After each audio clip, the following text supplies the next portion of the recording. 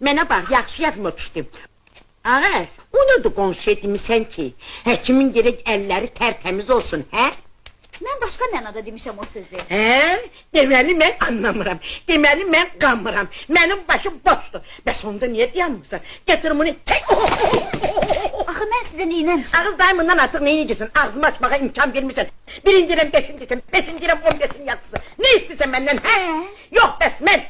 Daha mənim sizə sözüm yox. Ağız daimından artıq nə sözün olacaq, hə? Ağız qoğum məğribi içində mən rüsvay çahanı eləmişəm. Ölü yerinə gedə bilmirəm, diri yerinə gedə bilmirəm. Hamısı gəlinin qaynadaya qulluq eləməyindən dəm vurur. Mən kimlə nə istəyəm, hə?